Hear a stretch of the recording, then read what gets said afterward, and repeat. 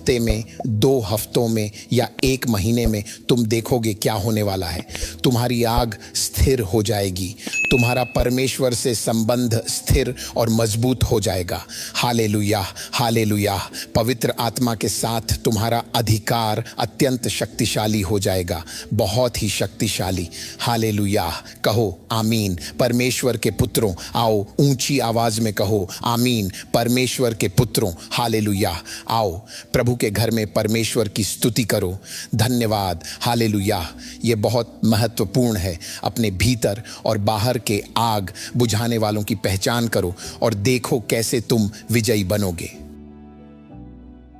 आग को जलाए रखने के 5 तरीकों में दूसरा बिंदु है अपने प्यार और ध्यान को मसीह पर लगाना। मतलब है परमेश्वर के सिंहासन से निकलने वाली बिजली जैसी दिव्य शक्ति को आपके स्नेह और प्रेम के क्षेत्र से होकर गुजरने देना।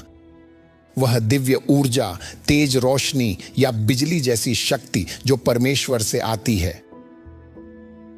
बाइबल कहती है कि उस सिंहासन में से बिजलियां और गर्जन निकलते हैं।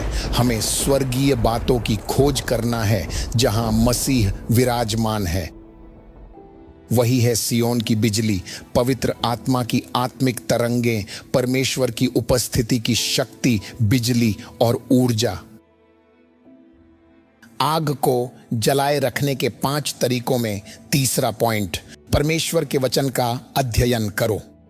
आत्मा से भरे संदेशों को सुनो और लगातार परमेश्वर की इच्छा और पवित्र आत्मा के ज्ञान से भरे रहो। कैसे? वचन का अध्ययन करो, आत्मा से भरे संदेश सुनो, आत्मा से भरे संदेश खरीदो, भजन और गीतों में प्रवेश करो, 45 IT को सुनो।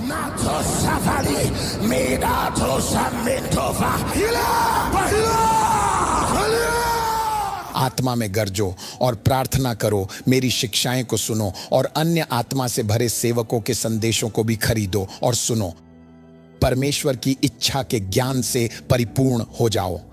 ठीक है? जब तुम ऐसा करते हो, तुम्हारे पास शिक्षाएं सुनने का समय भी होता है और स्वयं बाइबल का अध्ययन करने का समय भी। मैं तुमसे विनती करता हूं, खुद बाइबल का अध्ययन करो। हर दिन कम से कम 2 या 3 घंटे निकालो ताकि वचन का अध्ययन कर सको।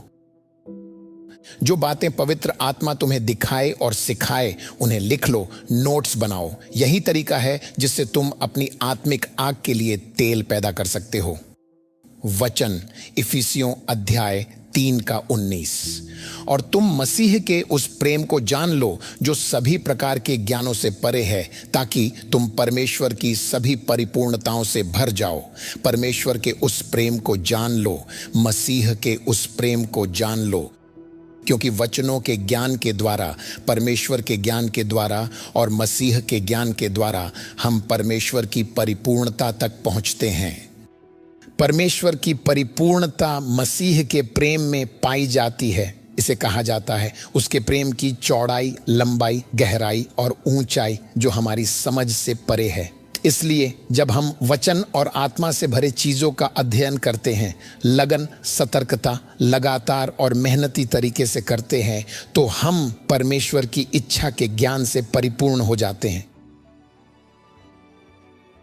पौलुस ने अपने सेवक तिमुथियुस से कहा, अध्ययन कर ताकि तू अपने आप को परमेश्वर के सामने योग्य ठहरा सके। ऐसा काम करने वाला बने जिसे लज्जित न होना पड़े, जो सत्य के वचन को ठीक रीति से काम में लाता है। इसीलिए तुम्हारी जिम्मेदारी है कि तुम वचन का अध्ययन करो ताकि तुम परमेश्वर की इच्छा के ज्ञान से भर जाओ। बाइबल कहती है परमेश्वर की इच्छा के ज्ञान से परिपूर्ण हो जाओ, ताकि तुम प्रभु के योग्य चाल चलो और हर बात में उसे प्रसन्न करो, जो सत्य के वचन को ठीक रीति से काम में लाता है। इसीलिए तुम्हारी जिम्मेदारी है कि तुम वचन का अध्ययन करो ताकि तुम परमेश्वर की इच्छा के ज्ञान से भर जाओ।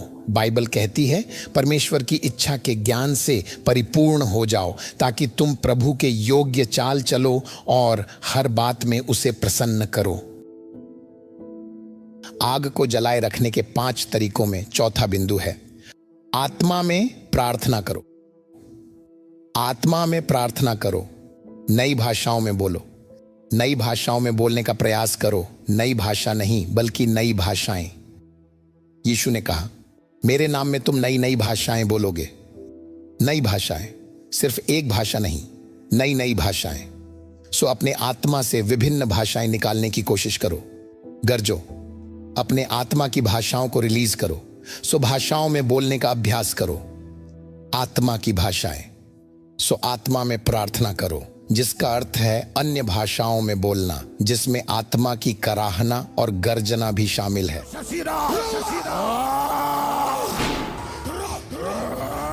इसलिए जब तुम गरजते हो, कराहते हो, तो तुम अपने भीतर से, अपने पेट से उस आत्मिक ध्वनि को खोजते हो जो तुम्हारे भीतर भरी हुई होती है। सो प्रभु तुम्हारी आत्मा को नई भाषाओं से नया करेगा।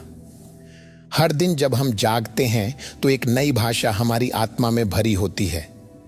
उसे बाहर निकालो, उसे उत्पन्न करो। हर दिन अन्य भाषाओं में प्रार्थना करने और उन्हें बाहर निकालने का अभ्यास करो। तभी तुम तेल में बढ़ोगे जो तुम्हारी आग को और भी प्रज्वलित करेगा। कहो आमीन।